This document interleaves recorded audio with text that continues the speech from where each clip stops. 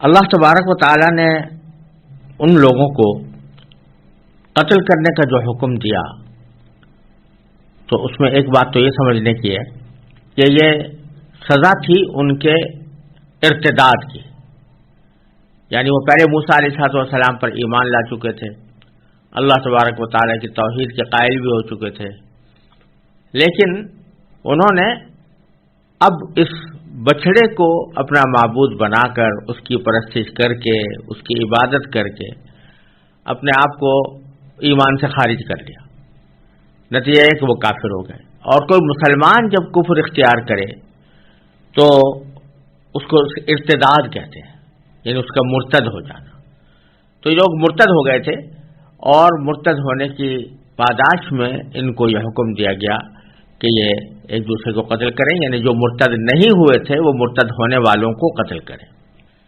تو اس سے معلوم ہوا کہ حضرت موسیٰ علیہ السلام کی شریعت میں بھی مرتد ہونے والے کی سزا قتل ہوتی تھی۔ دوسری بات یہ کہ اس قتل کرنے کے بعد، قتل کا حکم دینے کے بعد اللہ تبارک و تعالی نے ایک جملہ ارشاد فرمایا کہ ذالکم خیر لکم عند بارئکم، یعنی یہ عمل کہ تم مرتد ہونے والوں کو قتل کرو یہ تمہارے لیے بہتر ہے تمہارے خالق کے نزدیک، تمہارے پیدا کرنے والے کی نظر میں یہ بہتر عمل ہے، اس کا فائدہ ہوگا، یہ مصلحت والا ہے۔ مطلب کہنے کا یہ ہے کہ بظاہر تو کسی انسان کو قتل کرنا یہ کوئی اچھی بات نہیں ہوتی، اس کی جان لینا کوئی اچھا کام نہیں ہوتا، لیکن بعض مرتبہ اس شخص کا وجود دوسرے لوگوں کے لیے ایک فساد کا موجب ہو جاتا ہے، اور اس فساد کے وجہ سے دوسرے لوگوں کو اس کے شر سے بچانے کے لیے بہتر یہی ہوتا ہے کہ اس کو قتل کر دیا جائے۔ جیسے کہ کوئی شخص دوسرے کا قاتل ہو، اب اگر اس کو قتل نہ کیا جائے اور وہ دندراتا پھرے تو لوگوں کو اس بات کی ترغیب ہوگی کہ وہ بھی دوسرے لوگوں کو قتل کیا کریں، ناحق قتل کیا کریں۔ تو اللہ تعالی نے اس موقع پر قصاص کے احکام دیے ہیں جو انشاءاللہ سورہ بقرہ میں آگے آئیں گے۔ اور اسی طرح اگر کوئی شخص دھڑلے سے ڈاکے ڈالتا پھرتا ہے، لوگوں کی جان مال اور آبرو پر حملہ آور ہوتا ہے، تو اس کو بھی بعض اوقات قتل کرنے کی اجازت ہو جاتی ہے۔ اور اسی طرح اگر کوئی شخص شرک اور کفر کو اختیار کر کے مرتد ہو جاتا ہے تو اس کے بارے میں بھی چاہے دیکھنے والوں کو کتنا برا لگے، لیکن باری تعالیٰ فرماتے ہیں کہ یہی بہتر ہے تمہارے پروردگار کے نزدیک، کیونکہ اگر یہ نہ ہو تو وہ دوسرے لوگوں کے لیے سامان عبرت نہیں بنے گا، اور آئندہ پھر وہ کفر اور ارتداد میں مبتلا ہوں گے۔ پھر اگر کفر اور ارتداد کی حالت میں ہی ان کا انتقال ہو تو ان کے لیے ابدی جہنم ہے، لیکن اگر دنیا میں وہ سزا پا کر توبہ کر لے تو پھر کم از کم ابدی جہنم سے نجات پا جائیں گے۔ ذالکم خیر لکم عند بارئکم فتاب علیکم، چنانچہ اللہ تبارک و تعالی نے تمہاری توبہ قبول کر لی۔ انہ هو التواب الرحیم، یقیناً وہ بہت توبہ قبول کرنے والا اور بہت رحم کرنے والا ہے۔ یعنی سمجھ لیجئے کہ تابہ یتوب کے لفظی معنی عربی زبان میں آتے ہیں کسی کی طرف رجوع کرنا، لوٹنا۔ اب جو شخص کے اپنے کسی گناہ سے توبہ کرتا ہے تو گویا وہ اپنے گناہ سے لوٹتا ہے اور اللہ تعالیٰ کی طرف رجوع کرتا ہے، اس واسطے اس کو بھی توبہ سے تعبیر کرتے ہیں۔ اور چونکہ اللہ تبارک و تعالیٰ جب توبہ قبول فرماتے ہیں تو پھر بندے کے اوپر رحمت کے ساتھ توجہ فرماتے ہیں، رحمت کے ساتھ لوٹتے ہیں، اس لیے بعض اوقات یہی لفظ اللہ تعالیٰ کے بھی فتابو فتاب اللہ علیہم، انہوں نے توبہ کی تو اللہ نے توبہ قبول فرما لی۔ پہلا توبہ یہاں پر توبہ قبول کرنے کے معنی میں ہے، فتاب علیکم یعنی اللہ تعالیٰ نے تمہاری توبہ قبول کر لی۔ اور انہ هو التواب الرحیم، اس میں تواب اللہ تبارک و تعالیٰ کی صفت کے طور پر استعمال ہوا ہے، یعنی بہت توبہ قبول کرنے والا۔ تو اللہ تعالیٰ بے شک بہت توبہ قبول کرنے والا اور بڑا رحم کرنے والا ہے۔ آگے پھر ایک اور واقعے کا ذکر قرآن کریم میں فرمایا وہ واقعہ یہ تھا کہ جب حضرت موسیٰ علیہ السلام تورات لے کر کوہ طور سے بنی اسرائیل کے پاس آئے اور ان کو بتایا کہ یہ اللہ تبارک و تعالیٰ کی طرف سے نازل کی ہوئی کتاب ہے اور تمہاری ہدایت کے لیے نازل کی گئی ہے، اور تمہیں اس بات کا حکم دیا گیا ہے، پابند بنایا گیا ہے کہ تم اس کتاب کے احکام پر عمل کرو، یعنی جو اس میں کام کرنے کے لیے کہا گیا ہے وہ کرو، اور جس کام سے روکا گیا ہے اس سے باز رہو۔ وہ پوری زندگی کا تمہارے یہ ایک لائحہ عمل ہے جو اس کتاب کے اندر اللہ تعالیٰ نے نازل فرمایا ہے۔ تو بنی اسرائیل نے اپنی فطری قسم کی سرکشی کی وجہ سے حضرت موسیٰ علیہ السلام سے یہ کہا کہ ہمیں کیسے یقین آئے کہ واقعی یہ کتاب وہ ہے جو اللہ تعالیٰ نے نازل کی ہے۔ یعنی اللہ کے بندے پہلے حضرت موسیٰ علیہ السلام کے بے شمار معجزات دیکھ چکے تھے، کھلی آنکھوں دیکھ چکے تھے کہ اللہ تبارک و تعالیٰ اپنے فضل و کرم سے ان کو نواز رہا ہے۔ حضرت موسیٰ علیہ السلام کی رسالت میں، پیغمبری میں کوئی شک و شبہ کی گنجائش نہیں تھی، لہذا ان کے لیے یہ کافی ہونا چاہیے تھا کہ حضرت موسیٰ علیہ السلام نے جب یہ کہا کہ یہ تورات اللہ تعالیٰ کی طرف سے نازل ہو کر مجھے بھیجی گئی ہے تو اس پر ایمان لاتے، لیکن انہوں نے ایمان لانے کے بجائے یہ کہنا شروع کیا کہ ہمیں کیسے یقین آئے کہ یہ واقعتاً اللہ تبارک و تعالیٰ کی کتاب ہے، بلکہ ایک موقع پر انہوں نے یہ بھی کہا کہ ہمیں کیسے یقین آئے کہ اللہ تعالیٰ آپ سے ہم کلام ہوتا ہے۔ تو اللہ تعالیٰ نے ایک مرتبہ ان پر حجت تمام کرنے کے لیے براہ راست خطاب بھی فرمایا تھا اور بنی اسرائیل سے کہا تھا کہ تم تورات پر عمل کرو، لیکن اب وہ کہنے لگے کہ جب تک ہم اللہ تعالیٰ کو آنکھوں سے نہ دیکھ لیں گے ہمیں یقین نہیں آئے گا۔ ان کے اس گستاخانہ طرز عمل پر اللہ تبارک و تعالیٰ نے ان کو دنیا میں یہ سزا دی کہ ایک بجلی کے کڑکے کی آواز آئی اور اس سے کچھ زلزلہ بھی آیا، اور بعض روایات میں آتا ہے کہ وہ مر گئے اور بعض میں آتا ہے کہ بے ہوش ہو گئے۔ تو اس کے بعد اللہ تعالیٰ نے ان کو دوبارہ زندگی عطا فرمائی۔ اس واقعے کی تفصیل بھی انشاءاللہ سورہ اعراف میں آئے گی، لیکن یہاں اللہ تبارک و تعالیٰ اس واقعے کو اللہ اپنی ایک انعامات کے فہرست کے ذیل میں ذکر فرما رہے ہیں۔ چنانچہ آیت نمبر 55 میں فرمایا وَإِذْ قُلْتُمْ يَا مُوسَىٰ لَن نُؤْمِنَ لَكَ حَتَّىٰ نَرَى اللَّهَ جَهْرَةً، اور وہ وقت یاد کرو جب تم نے کہا تھا کہ اے موسیٰ ہم اس وقت تک ہرگز تمہارا یقین نہیں کریں گے جب تک اللہ کو ہم خود کھلی آنکھوں نہ دیکھ لیں۔ فَأَخَذَتْكُمُ الصَّاعِقَةُ، نتیجہ یہ ہوا کہ کڑکے نے تمہیں آ پکڑا، وَأَنْتُمْ تَنظُرُونَ، اس حالت میں کہ تم دیکھتے رہ گئے۔ پھر فرمایا کہ ثُمَّ بَعَثْنَاكُم مِّن بَعْدِ مَوْتِكُمْ، پھر ہم نے تمہیں مرنے کے بعد دوسری زندگی دی۔ جیسا میں نے پہلے عرض کیا کہ بعض روایتوں سے معلوم ہوتا ہے کہ واقعی ان کو پوری موت طاری ہو گئی تھی اور پھر اللہ تعالیٰ نے دوبارہ زندگی عطا فرمائی، اور بعض روایتوں سے معلوم ہوتا ہے کہ وہ بے ہوش ہو گئے تھے اور بے ہوشی کو موت سے اور اٹھنے کو دوسری زندگی سے تعبیر کیا گیا ہے، ہوش میں آ جانے کو دوسری زندگی سے تعبیر کیا گیا ہے۔ دونوں تفسیریں اس کی ممکن ہیں۔ بہرحال حاصل واقعہ اللہ تعالیٰ کو معلوم ہے، اور اللہ تعالیٰ کی قدرت میں یہ بھی ہے کہ کسی کو زندگی مرنے کے بعد بھی زندگی عطا فرما دے، تو یہ کوئی بعید بات نہیں ہے اگر اللہ تعالیٰ نے واقعتاً ان کو موت کے بعد دوبارہ زندگی دی ہو، لیکن احتمال دونوں ہیں کہ بے ہوش کیا ہو اور پھر ہوش میں لے آئے ہو، یا موت دی ہو اور پھر دوبارہ زندگی دی ہو۔ بہرحال وہ ایک واقعہ ہے جس کی طرف اللہ تعالیٰ اشارہ فرما کر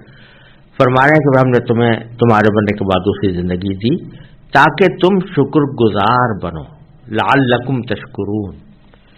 کہ اتنی ساری اللہ تعالیٰ کی نشانیاں دیکھنے کے بعد، اللہ تبارک و تعالیٰ کے معجز کی طرف سے دیے ہوئے معجزات دیکھنے کے بعد تمہیں چاہیے تھا کہ تم حضرت موسیٰ علیہ السلام کے تمام احکام پر پوری طرح عمل کرو اور اللہ تعالیٰ کے شکر گزار بنو، پھر آئندہ کفران نعمت میں مبتلا نہ ہو۔ لیکن آگے اللہ تعالیٰ اپنے انعامات کا ذکر مزید فرما کر ان کے ناشکریوں کا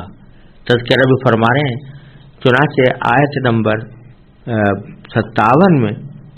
اللہ تبارک و تعالیٰ نے فرمایا وَظَلَّلْنَا عَلَيْكُمُ الْغَمَامَ، ہم نے تم پر بادل کا سایہ کر دیا، یا ہم نے تم کو بادل کا سایہ عطا کیا. وَأَنزَلْنَا عَلَيْكُمُ الْمَنَّ وَالسَّلْوَىٰ، اور ہم نے تمہارے اوپر من اور سلوہ نازل کیا. یہ دو واقعے صحرا سینا میں بنی اسرائیل کے دلاوطنی کے زمانے کے ہیں. یعنی جب مصر سے تو آ گئے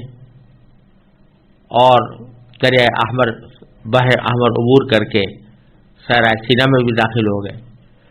لیکن فلسطین جانے سے ان کو ڈر لگتا تھا کہ عمالقہ وہاں پر قابض تھے اور ان سے لڑنے کے لیے تیار نہیں تھے. تو اللہ تبارک و تعالیٰ نے صحرا سینا میں ان کو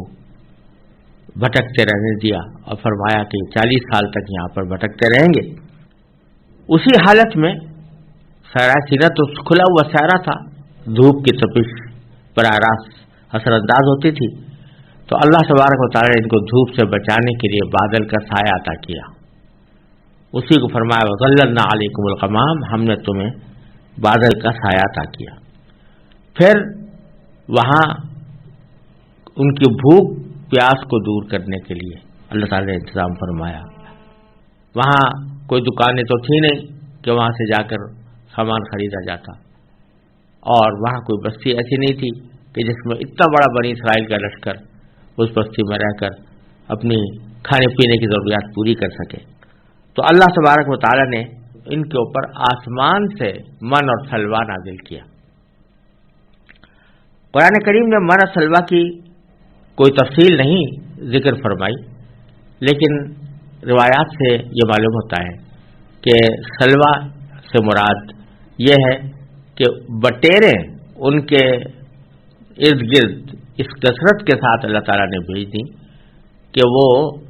جس بٹیر کو چاہتے اور جب چاہتے اس کو پکڑ لیتے اور پکڑ کر اپنی غذا بناتے. وہ ان بٹیروں کو بھی گویا اللہ تعالیٰ نے حکم یہ دے دیا ہوگا کہ روایات میں یہ آتا ہے کہ وہ جب یہ پکڑنے جاتے تو وہ مزاحمت نہیں کرتی تھی، ہاتھ میں آ جاتی تھی. تو کثرت کے ساتھ بٹیریں تھی، اور جب ان کو ضرورت پیش آئی انہوں نے بٹیر پکڑی اور اس کو بھون کر یا تل کر کھانا شروع کر دیا. اور دوسرا یہ کہ من نازل کیا. من کی تفسیر بعض روایتوں سے معلوم ہوتا ہے کہ یہ ایک بوٹی تھی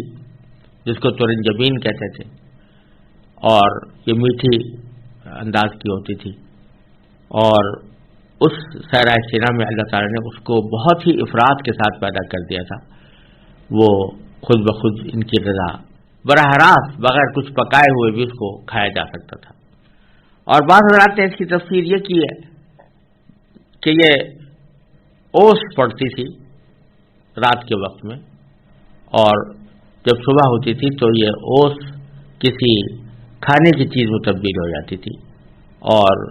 وہ طلوع آفتاب سے پہلے پہلے کھانے کے لیے بنی اسرائیل کے لیے مہیا ہو جاتی تھی. بائبل کے اندر اور اسرائیلی روایات میں بھی اسی قسم کی کچھ تفصیل آئی ہے. بہرحال ہمیں اس تفصیل میں جانے کی ضرورت نہیں ہے. قرآن کریم نے اتنی بات بتائی ہے کہ یہ کوئی اعلیٰ درجے کی غذائیں تھیں جو بنی اسرائیل کو اللہ تعالیٰ نے خاص طور پر عطا فرمائی تھیں اور غیر معمولی طریقے پر عطا فرمائی تھی، کیونکہ اس کو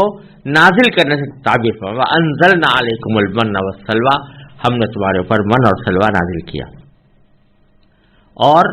آگے فرمایا کلوا من طیبات ما رزقناکم، کھاؤ جو پاکیزہ رزق ہم نے تمہیں بخشا ہے وہ کھاؤ. یعنی یہاں یہ اللہ تعالیٰ نے یہ نہیں فرمایا کہ قلنا، ہم نے کہا. مطلب یہ کہ جب من و سلوہ اتنی کثرت کے ساتھ تمہارے سامنے آ رہی تھی کہ وہ زبان حال سے اللہ تعالیٰ کا یہ پیغام پہنچا رہی تھی کہ جو پاکیزہ رزق ہم نے تم کو دیا ہے وہ کھاؤ،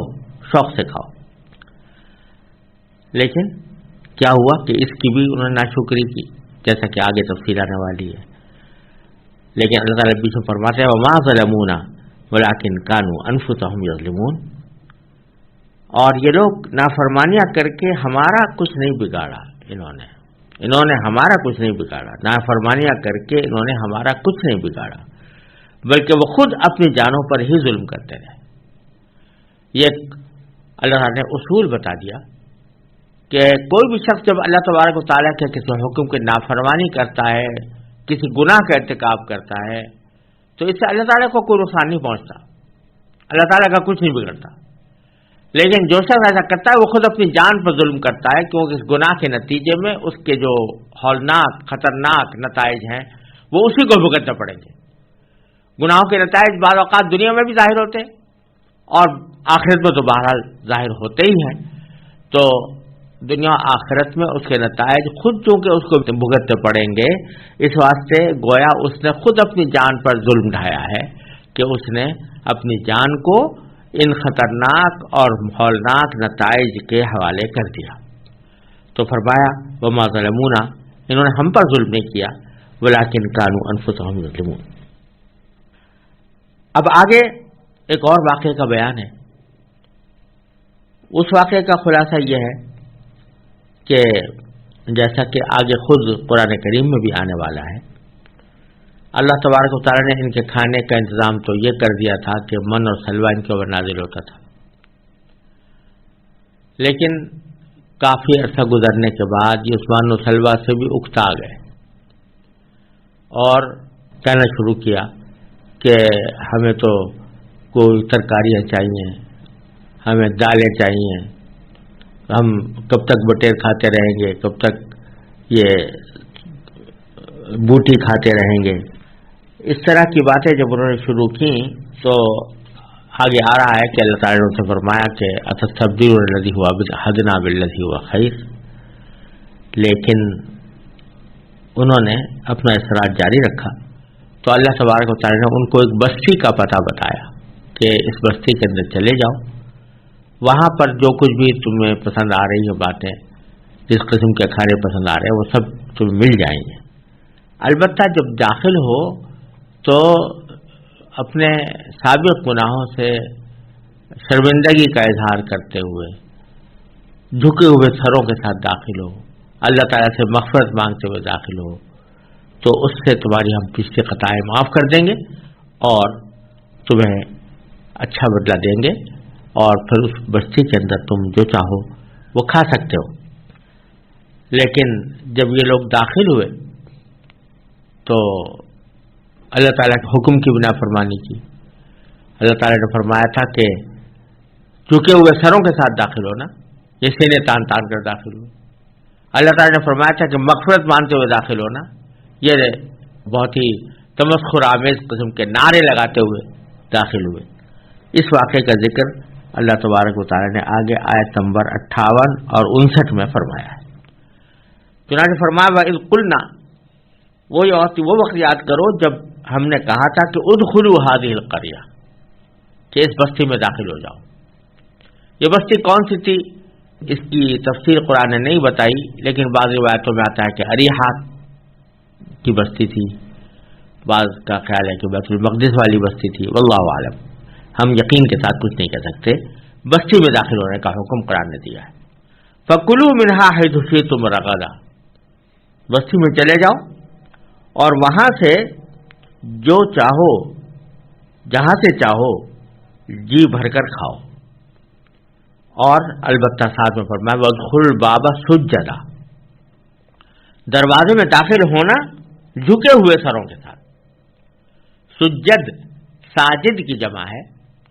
اور ساجد اصل میں تو اس شخص کو کہتے ہیں جو سجدہ کر رہا ہو، لیکن سجدے کا لفظ بعض اوقات پیشانی ٹیکنے کے علاوہ محض جھکنے کے لیے بھی استعمال ہوتا ہے۔ تو یہ جو کہا جا رہا ہے کہ دروازے میں سجدہ کرتے ہوئے داخل ہونا، تو ظاہر ہے کہ داخل ہوتے ہوئے تو آدمی اگر سجدہ کرے گا تو داخل نہیں ہو سکے گا، داخل ہو رہا ہوگا تو سجدہ نہیں کر سکے گا۔ تو اس لیے یہاں پر مراد دوسرے معنی ہے جو قرآن کریم کے اندر دوسری جگہ پر بھی استعمال ہوئے ہیں، اور عربی زبان کے اندر اس کا مفہوم پوری طرح ممکن ہے، وہ یہ کہ سجدے کو جھکے ہوئے بدن کے ساتھ تعبیر کیا جاتا ہے، جس سے رکوع کی حالت ہوتی ہے۔ تو سجدن کے معنی یہاں پر یہی جھکے کہ جھکے ہوئے سروں کے ساتھ داخل ہونا، تواضع کے ساتھ داخل ہونا، کہ اب تک تمہیں جو اللہ تبارک و تعالی نے صحرا کی خاک چھنوائی ہے وہ تمہاری بدعمالیوں کی وجہ سے چھنوائی ہے، اور اب تم اس بدعمالیوں پر نادم ہو کر داخل ہونا تاکہ تمہاری یہ جلاوطنی ختم ہو جائے۔ تو وقولوا حطۃ، اور ساتھ میں جب داخل ہو تو یہ کہنا کہ حطۃ، حطہ یعنی مغفرت، یعنی ہماری گزارش یہ ہے کہ آپ ہماری مغفرت فرما دیجیے۔ حطہ کے لفظی معنی سے میں ہے کسی چیز کو جھاڑ دینا، تو مطلب یہ کہ ہمارے گناہوں کو جھاڑ دیجیے۔ ہمارا مقصد یہ ہے، ہماری آپ سے فرمائش یہ ہے، ہماری آپ سے درخواست یہ ہے کہ آپ ہمارے گناہوں کو جھاڑ دیں۔ حطۃ یعنی مطلوبنا حطۃ، مقصودنا حطۃ، ہم آپ سے مغفرت چاہتے ہیں۔ تو جب دو کام کرو گے کہ جھکے ہوئے سروں کے ساتھ داخل ہوگے اور زبان پر تمہارے استغفار ہوگا کہ مغفرت طلب کر رہے ہوگے، تو نغفر لکم خطایاکم، تو تمہاری خطاؤں کو ہم معاف کر دیں گے۔ وَسَنَزِيدُ الْمُحْسِنِينَ، اور صرف اتنا ہی نہیں کہ خطاؤں کو معاف کر دیں گے، بلکہ آگے جو لوگ نیکی کریں گے تو ان کو اور زیادہ بھی دیں گے، یعنی ثواب بھی دیں گے۔ صرف اتنا ہی نہیں کہ معاف کر دیا بلکہ ثواب بھی دیں گے۔ فَبَدَّلَ الَّذِينَ ظَلَمُوا قَوْلًا غَيْرَ الَّذِي قِيلَ لَهُمْ، فرمایا کہ مگر ہوا یہ کہ جو بات ان سے کہی گئی تھی ظالموں نے اسے بدل کر ایک اور بات بنا لی۔ کیا مطلب؟ کہ ان سے کہا گیا تھا کہ حطہ کہتے ہوئے داخل ہونا، حطہ کے معنی مغفرت، استغفار کرتے ہوئے داخل ہونا۔ تو جیسے میں نے ابھی عرض کیا کہ انہوں نے اس کی خلاف ورزی کرتے ہوئے ایک تو سینہ تان کر داخل ہوئے متکبرانہ انداز میں، اکڑ دکھاتے ہوئے، اور ساتھ میں جو لفظ استعمال کیا وہ ہنتا ہنتا ہنتا۔ قرآن نے حطہ کہا تھا، حطہ کے معنی مغفرت، یعنی ہم آپ سے اللہ مغفرت مانتے ہیں، اور یہ ہنتا ہنتا اس کو انہوں نے تبدیل کر کے ہنتا بنا لیا، یعنی گندم گندم گندم، یہ نعرے تمسخر آمیز نعرے گندم گندم کے لگاتے ہوئے داخل ہوئے۔ جب یہ انہوں نے سرکشی اختیار کی تو باری تعالیٰ فرماتے ہیں فَأَنزَلْنَا عَلَى الَّذِينَ ظَلَمُوا رِجْزًا مِّنَ السَّمَاءِ بِمَا كَانُوا يَفْسُقُونَ، تو اس کے نتیجے میں ہم نے ان ظالموں پر آسمان سے عذاب نازل کیا، کیونکہ وہ نافرمانیاں کیا کرتے تھے۔ نافرمانیوں کی پاداش میں ہم نے ان پر آسمان سے عذاب نازل کیا۔ اب یہ آسمان سے کیا عذاب نازل کیا، اس کی تفصیل یہاں قرآن کریم نے ذکر نہیں فرمائی، لیکن خود قرآن کریم سے بھی اور احادیث سے بھی اور تاریخی روایات سے بھی یہ بات معلوم ہوتی ہے کہ بنی اسرائیل پر اللہ تعالیٰ کی طرف سے کئی مرتبہ مختلف قسم کے عذاب آئے۔ کبھی وبائیں پھوٹ پڑی ان کے اندر، کبھی کوئی طاعون پھیل گیا، کبھی کوئی اور مصیبت کا وہ شکار ہو گئے۔ یہ مختلف قسم کی سزائیں ہیں جو دنیا میں اللہ تعالیٰ نے ان کو دیں، لیکن ان میں سے کوئی سزا ایسی نہیں تھی جس سے وہ پوری طرح تباہ و برباد ہلاک ہو جاتے، بلکہ تکلیفیں ان کو پہنچی اللہ تعالیٰ کے نافرمانی کے نتیجے میں۔ اس کو اللہ تعالیٰ نے یہاں پر ذکر فرمایا ہے، لیکن اس کی تفصیل